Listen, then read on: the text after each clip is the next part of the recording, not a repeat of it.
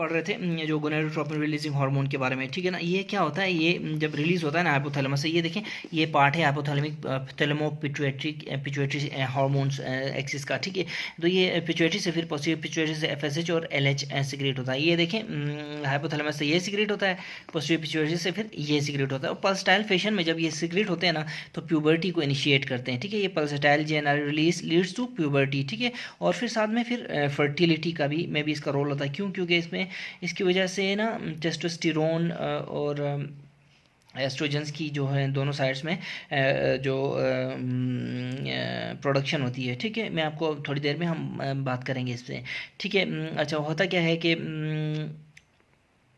अच्छा, GnRH is suppressed when there is prolactinemia, ठीक है। हाइपर प्रोलैक्टिनेमिया होता है जब, ठीक है। Tonic growth gonadotropin release hormone suppresses hypothalamo pituitary gland axis, ठीक है। चलें, डोंट माइंड दिस, ये आपने देखना है। और देखें FSH और LH देखना है। अभी मैं आपको इसकी डिटेल अच्छा, यहाँ पे एक और बात भी आप चलते चलते देखें कि प्रोलैक्टिन जो सीक्रेट होता है ना हाइपोथैलेमस से, वो क्या करता है पता है, गोनाडोट्रोपिन हार्मोन को कम करता है। ये देखें प्रोलैक्टिन डिक्रीजेस GnRH, ठीक है। अच्छा, ये फिर हम बात देखें, हमने अब ये इतना पढ़ा कि जो GnRH है उसका जो पल्सटाइल रिलीज होता है वो प्यूबर्टी और फर्टिलिटी को लीड करता है, ठीक है। तो देखें हाइपोथैलेमस, ये देखें हाइपोथैलेमस से GnRH रिलीज हो रहा है, ठीक है। रिलीज होकर फिर नीचे आता है तो पोस्टीरियर पिट्यूटरी से एंटीरियर पिट्यूटरी से क्या निकलता है, LH और FSH, ठीक है ना। याद रखें पोस्टीरियर पिट्यूटरी से सिर्फ दो हार्मोन्स निकलते हैं, POV, P posterior, O for oxytocin, V for vasopressin, ठीक है। लेकिन ये एंटीरियर पिट्यूटरी से बहुत ज़्यादा निकलते हैं, इनमें LH और FSH। देखें यहाँ से फिर आगे अगर आप देखें ना तो यहाँ पे देखें सबसे पहले यहाँ मुख्तलिफ ड्रग्स एक्ट कर रही हैं, ठीक है। एक क्लोमिफिन हमने पढ़ ली, ठीक है। क्लोमिफिन इसको एक्सिस को सपोर्ट करती है, फीडबैक इनहिबिशन को रोक के इस एक्सिस को सपोर्ट करती है, जिसकी वजह से फर्टिलिटी में ये यूज़ होती है, ठीक है। हमने पढ़ा था ना GnRH इंक्रीजेज द फर्टिलिटी, तो GnRH होगा तो फर्टिलिटी होगी। इसके बाद देखें दूसरा फिर हमारे पास है जो है GnRH एंटागोनिस्ट हैं, GnRH एगोनिस्ट हैं, ठीक है। GnRH एगोनिस्ट में हमारे पास है ल्यूप्रोलाइड, ये देखें ल्यूप्रोलाइड, ठीक है। Leuprolide can be used in lieu of GnRH, तो इसको हम ल्यूप्रोलाइड एगोनिस्ट बोलते हैं। GnRH को GnRH के एगोनिस्ट बोलते हैं। ये डायग्राम बहुत इंपॉर्टेंट है, इसको आप समझें, क्योंकि ये डायग्राम बहुत सारे ड्रग्स यहाँ पे एक्ट करते हैं तो बार बार हमारे सामने आएगी, ठीक है। फिर जब LH और FSH रिलीज होता है ना, ये देखें तो LH इधर आ गया। देखें लाजमी तो नहीं, देखें प्रेगनेंसी में जो प्यूबर्टी होती है ना उसमें दोनों में, मेल और फीमेल दोनों में ये रिलीज़ होता है, ठीक है। तो ये फिर जो रिलीज़ होने वाले हार्मोन्स एंटीरियर पिट्यूटरी ये भी दोनों में एक्ट करते हैं, ठीक है। तो इसलिए अब ये ना समझना कि ल्यूटिनाइजिंग कॉर्पस ल्यूटियम वाला ल्यूटिनाइजिंग है तो वो फिर मेल में सिर्फ फीमेल में होगा, मेल में भी ये एक्ट करता है, ठीक है। आगे देखें, अभी LH इस तरफ चलते हैं, पहले इस तरफ मेल्स में देखें। मेल्स में ये जो है ल्यूटिनाइजिंग हार्मोन है आता है आके, ये देखें ल्यूटिनाइजिंग हार्मोन आता है आके क्या करता है, टेस्टिस पे एक्ट करता है। एक्ट करने के बाद जब टेस्टिस पे एक्ट करता है तो टेस्टिस में जो लेडिक सेल्स हैं वो सिक्रेट करते हैं टेस्टोस्टेरोन्स, ये एंड्रोजन्स है ना, ठीक है। आपने वो सुना है मशहूर फार्मूला, हमारा निमोनिक है, Leydig cells secrete androgens under the effect of luteinizing hormone. Leydig cells in the testes secrete lendrogens under the effect of luteinizing hormone, triple L, ठीक है। फिर यहाँ पे कुछ ड्रग्स हैं, कीटोकोनाजोल, स्पाइनोलेक्टोन, ठीक है। जब ये एक्शंस हम पढ़ेंगे ड्रग स्पेसिफिकली तो इधर पहुंच जाएंगे, ठीक है। उसके बाद टेस्टोस्टेरोन आता है, टेस्टोस्टेरोन आके क्या करता है, DHT और ARC में ये वो बन जाता है, ठीक है। DHT डायहाइड्रोटेस्टोस्टेरोन बन जाता है, androgen receptor complex, ARC androgen receptor complex. फिर नीचे आके gene expression in androgen responsive cells, gene expression होती है फिर एंड्रोजन रिस्पॉन्सिव सेल्स में। अच्छा, ठीक है ना। यहाँ पे फिर डिफरेंट ड्रग्स हैं, ठीक है। आप वीडियो रोक के भी देख सकते हैं किस जगह में कौन सी ड्रग एक्ट कर रही है, ठीक है। ये हो गया LH। अब मेल साइड, फीमेल साइड पे आते हैं। फीमेल साइड पे देखें LH FSH, ठीक है ना। LH FSH ओवरी हो गई है, ठीक है। ये आके दोनों आते हैं, इसमें सिर्फ LH आता है, ठीक है। FSH इसमें आता है, ओवरी हो गई, ठीक है। ओवरी से फिर नीचे आ जाएं, ओवरी क्या करती है, under the effect of LH FSH testosterone भी सिक्रेट करती है, एंड्रोस्टेन डायोन भी सिक्रेट करती है, ठीक है। एंड्रोस्टेनडायोन भी सिक्रीट करती है। फिर ये क्या करते हैं, ये आते हैं एरोमेटेज, इधर एक लिखा हुआ है, ठीक है। अच्छा, एस्ट्राडायोल, एस्ट्रॉन और एस्ट्राट्रायोल, ये तीनों में आपस में कन्वर्ट होते रहते हैं, ये बनते हैं। ये इधर एक इक्विलिब्रियम है इन दोनों में, ठीक है, इधर इक्विलिब्रियम नहीं है, ठीक है। और एल में इक्विलिब्रियम है, एल और ई में, ठीक है। और उसके बाद देखें LEL, ठीक है, एस्ट्रायोल, एस्ट्रोन और एस्ट्राडायोल, ये आपने LEL याद रखना है, LEL, ठीक है। उसके बाद नीचे देखें, फिर नीचे आके gene expression in oestrogen receptive cells, these याद रखें, ये जो तीन है ना, ये जो तीन है ये हमारे मेड बाय बॉडी एस्ट्रोजन है, ठीक है। ये LEL जिसके एंड में आता है, LEL एस्ट्रायोल, एस्ट्रोन, लेकिन सिंथेटिक एस्ट्रोजन जो हमने पढ़े थे, याद है, ये देखें एस्ट्रोजन सिंथेटिक, ये ड्रग्स है हमारे, एथेनाइल एस्ट्राडायोल, डायथाइलस्टिलबेस्ट्रोल, मेस्ट्रानोल, ठीक है। ये जो है ना, ये MED, ठीक है, वो जो हमारी बॉडी वाले हैं वो सारे ई से स्टार्ट होते हैं और छोटे छोटे एक वर्ड के हैं। लेकिन ये देखें इथेनाइल एस्ट्राडायोल, डाइथाइल स्टिलबेस्ट्रोल, मेस्ट्रानोल, ठीक है, ये नाम से ही डाइथाइल, इथेनाइल, ये सिंथेटिक लग रहे हैं, तो ये ड्रग्स हैं, ठीक है। दे बाइंड एस्ट्रोजन रिसेप्टर्स, ये हमने पढ़े हुए हैं, ठीक है। तो फिर ये देखें कि यहाँ से फिर gene expression male and female में होती है under the effect of luteinising and follicular stimulating hormone, ठीक है। और ये फिर इफेक्ट कौन करता है इस पर, gonadotropic releasing, gonadotropin releasing hormone from the hypothalamus, ठीक है ना। एक बात मैं आपको बताऊँ, अगर आपने ये बात जहन में रखनी है, अगर तो जो एमिनोरिया है फीमेल को, ये देखें फीमेल साइड है, इसमें एमिनोरिया है विद लो एफएसएच भी लो है और एमिनोरिया भी है, तो हमारा जो डिजीज़ का कहाँ होगी, इधर, क्योंकि एफएसएच लो है ना, ऊपर से कम आ रहा है, तो पिट्यूटरी या हाइपोथैलेमस में प्रॉब्लम होगा।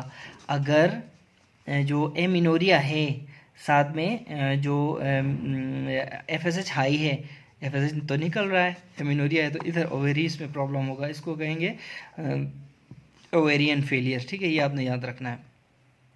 एमिनोरिया विद एफएसएच प्रॉब्लम कहाँ होगी, ओवेरीज में। एमिनोरिया विदाउट एफएसएच, ठीक है, प्रॉब्लम कहाँ होगी, हाइपोथैलेमस में होगी, या एंटीरियर पिट्यूटरी में होगी, या हाइपोथैलेमस में होगी। आप इसको खुद डायग्राम देख के दोबारा अंदाज़ा लगा सकते हैं, ठीक है।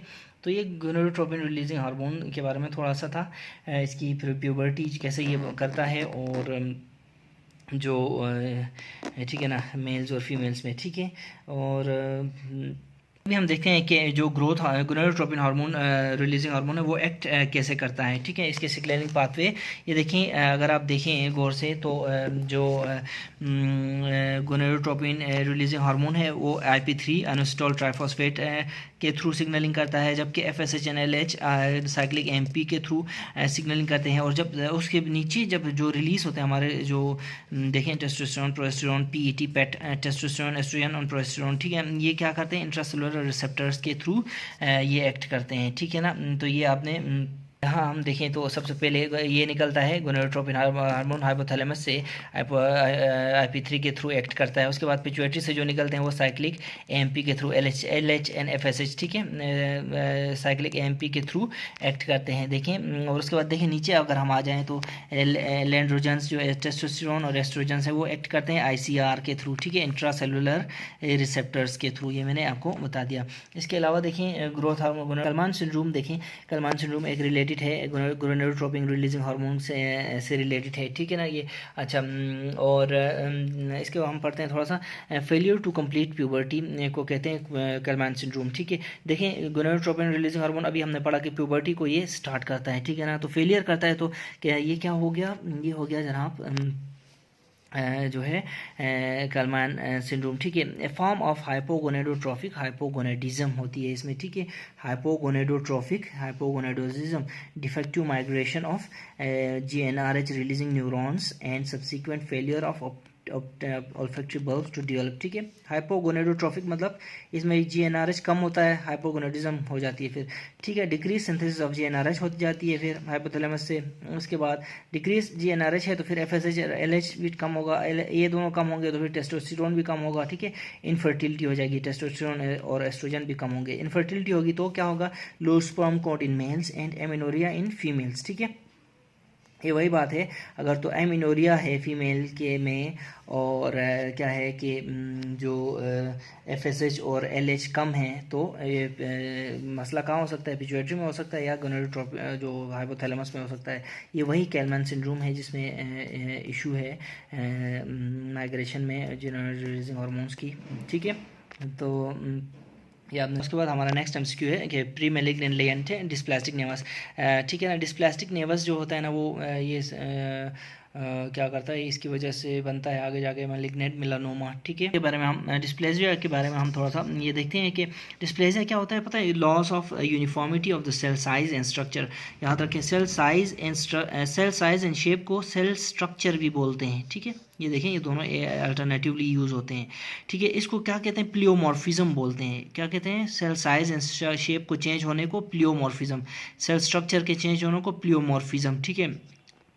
उसके बाद टिश्यू ओरिएंटेशन भी लॉस हो जाती है। उसके बाद देखें न्यूक्लियर चेंजेस आ जाते हैं जिसमें increase nucleus to NC ratio बढ़ जाता है, ठीक है। तो इसको मैंने 2 निमोनिक्स में समराइज़ किया हुआ है। ये देखें, SON सोसन एक लड़की थी, SOSN, ठीक है, change in size orientation and shape, ठीक है। या इसको आप बोल सकते हैं loss of size, loss of orientation and loss of shape, ठीक है, यूनिफॉर्मिटी, ठीक है, इसको बोलते हैं। फिर N से न्यूक्लियर चेंज में इंक्रीज साइटोप्लाज्मिक रेशो हो जाता है, तो ठीक है ना।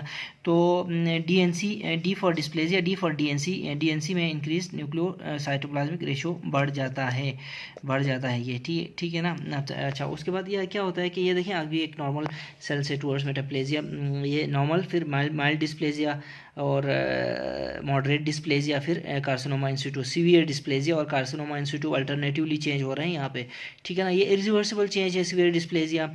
और mild to moderate dysplasia do not involve entire thickness, ये इंटायर थिकनेस को इन्वॉल्व नहीं करती, जिसकी वजह से अगर कॉज को हटाया जाए तो ये वापस रिवर्स भी हो सकती है।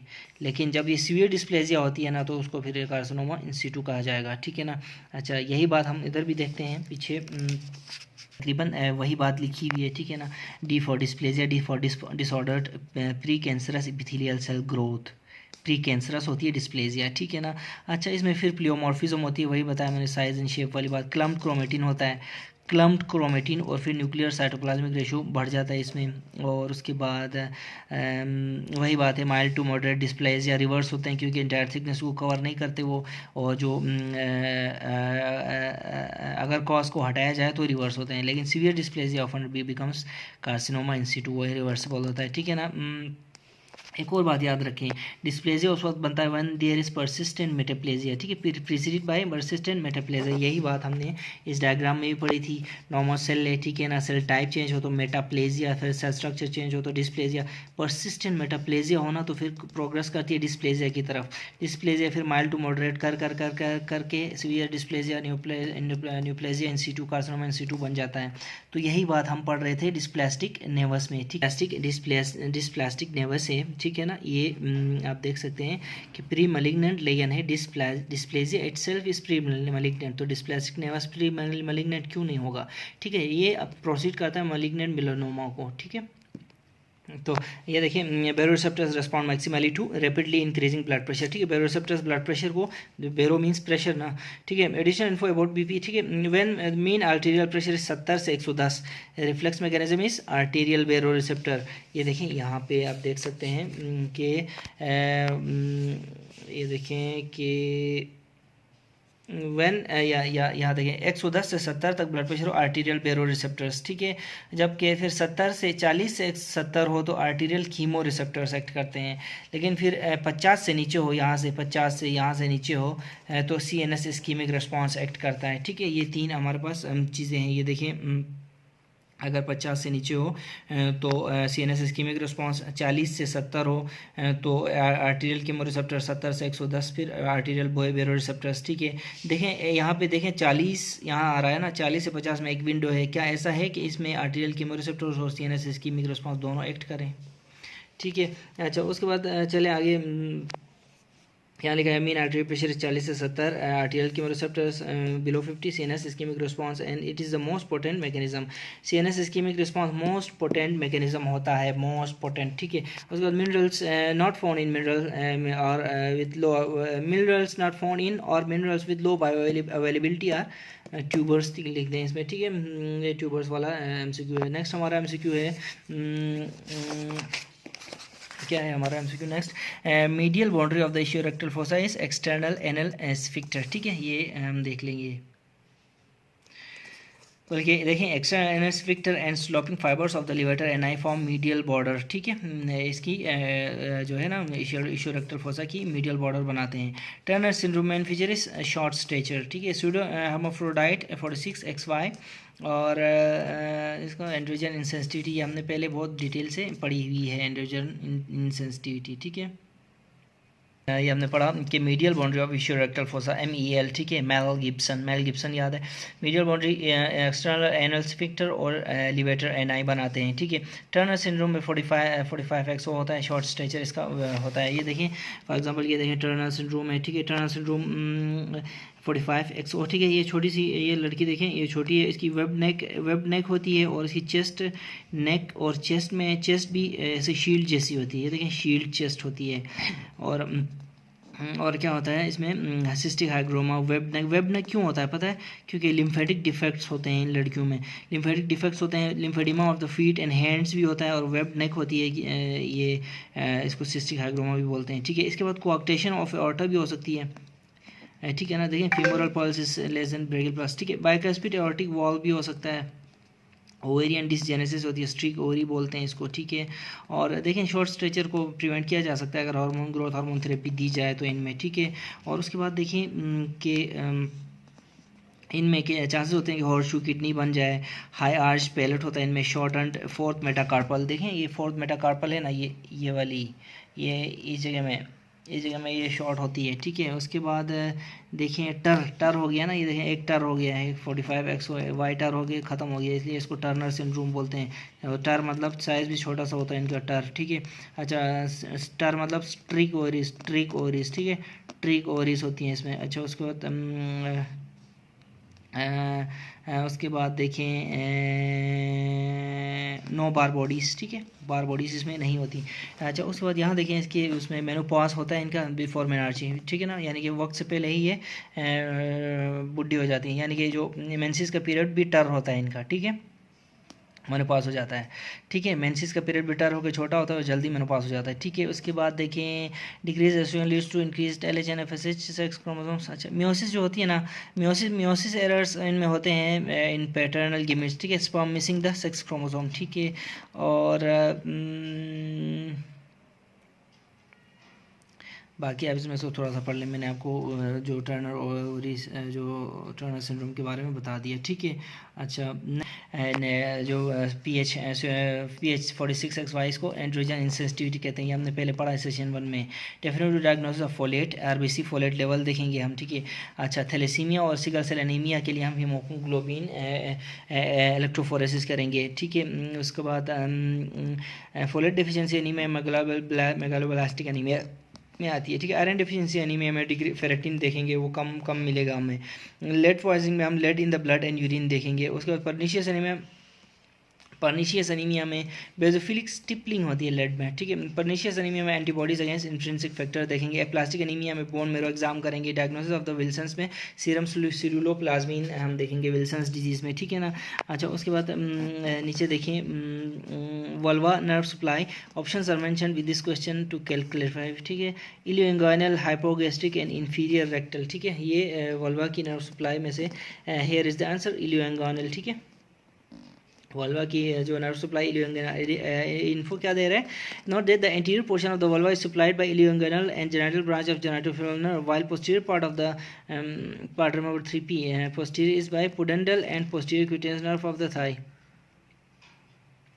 3P मतलब posterior. The lymphatic drainage of the vulva is to superficial inguinal lymph nodes. ठीक है ना, तो सुपरफिशियल इंगाइनल लिम्फ नोड्स में वल्वा की ड्रेनेज होती है. तो additional note that the anterior portion of the vulva is supplied by ilioinguinal lymph node and genital branch of the genitofemoral nerve, while posterior part is supplied by posterior is supplied by pudendal and PPP, pudendal and posterior cutaneous nerve of the thigh. ठीक है. अच्छा, उसके बाद देखिए नीचे देखिए lateral thenar muscle spread but other muscles of the hand are paralyzed, injury ulnar nerve. ठीक है, ये देखें thenar muscles are spread, तो बाकी सारे ulnar nerve की डिस्ट्रीब्यूशन है. उसके बाद axillary artery relations posterior to the pectoralis minor. देखें ना, axillary artery ऊपर से आती है, pectoralis minor उसको डिवाइड करता है पार्ट 1, पार्ट 2, पार्ट 3 में ना. ये भी आपने देख लेना है. ठीक है, फॉर एग्जांपल मैं आपको बताता हूँ, ये ऐसे आ रही है एक्सिलरी आर्टरी, ऐसे आ रही है ना, तो यहाँ पेक्टोरस माइनर उसको डिवाइड करता है part first, part second, part 3, part. तो पेक्टोरस माइनर फिर इसके पोस्टीरियर हो गई ना, पेक्टोरस माइनर के पोस्टीरियर हो गई ना ये एक्सिलरी आर्टरी. ठीक है, उसके बाद देखिए नीचे देखिए infection anterior to the pretracheal fascia spread to anterior mediastinum. ठीक है, anterior to the pretracheal fascia anterior mediastinum को स्प्रेड करती है. ठीक है, उसके बाद देखिए नंबर 31 हाइमन का जो है ना, जो एपिथीलियम होता है वो है स्ट्रेटिफाइड एपिथीलियम.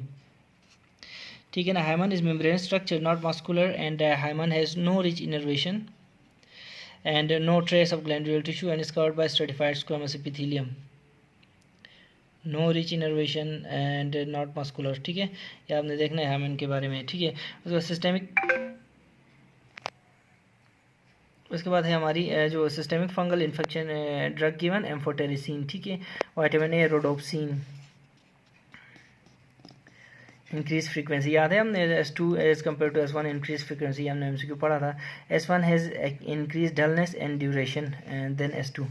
ठीक है, S1 has increase dullness and duration then S2. ठीक है, यहाँ तक पढ़ते हैं और स्टॉप करते हैं.